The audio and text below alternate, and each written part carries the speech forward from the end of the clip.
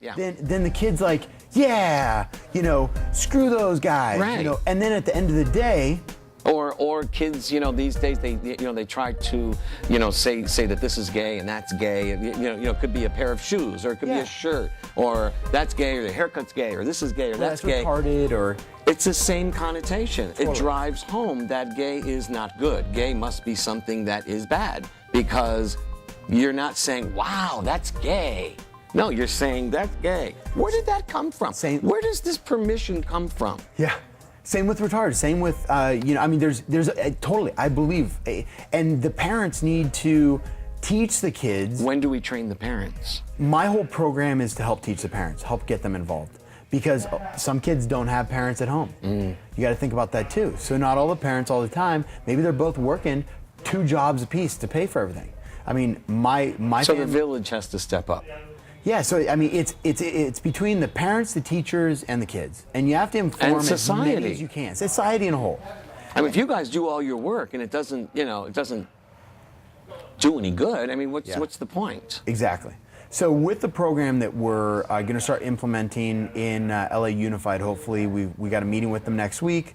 I just spoke to the pro tem mayor of West Hollywood, John Duran, and I'll be meeting with him next week about having this program in their school system. Oh, excellent. And everybody's excited. We got a great staff behind it, and you know, now it just comes down to finalizing the program this weekend and then pitching it. And how does it feel to be in a position of power that you're able to help children? You know, or help people. Period.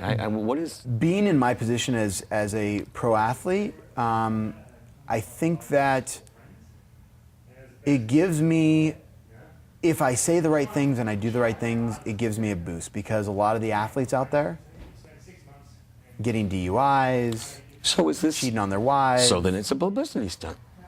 No, it's not at all. It's something where I can change our youth, because when I was a kid, I was in special ed. I was that kid that, and everybody goes, oh, you're a great athlete. And now I'm like, well, when I was in 6th grade, I was the slowest kid on the mile run. So not only was I in special ed, but I was the worst athlete in the school, or at least in running.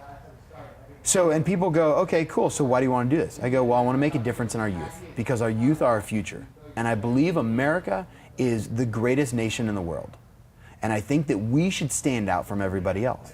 I think that not only that our politicians should stand up, take a new stance and bring their morals or their values. Values, exactly. They should bring their values to a new level. And they should worry about our youth's future, because if our youth keep bullying and keep committing suicide, we're going to have a horrible time in 20 to 30 years. We're having a horrible time now. And it's going to get even worse if we don't do something.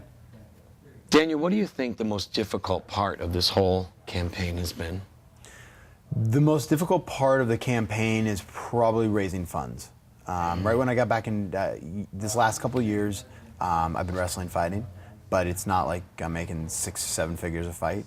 So I've dumped a lot of my own personal money into it, and then we threw one event at the SLS Hotel, which raised us some cash to keep us going.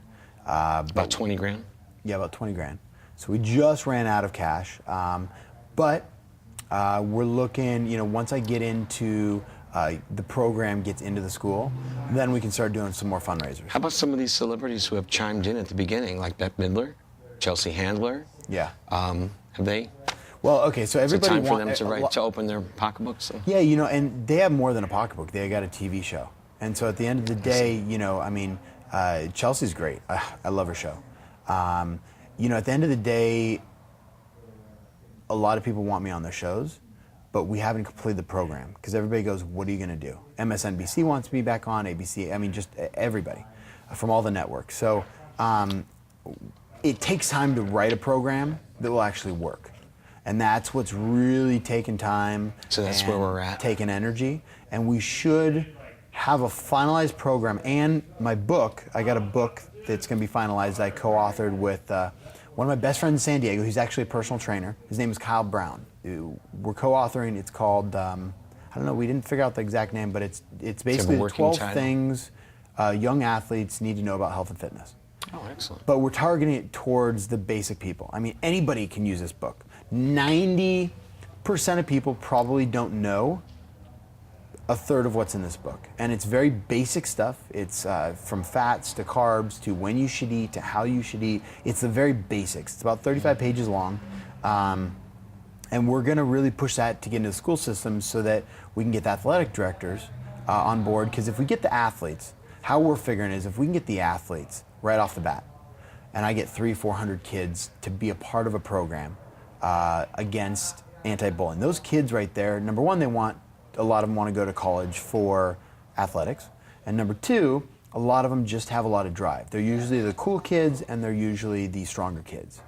So if we can get the cool and the strong kids to go, you know what, that special ed kid, I'm mentoring him. You know what, that gay kid, anytime you need help, come to me.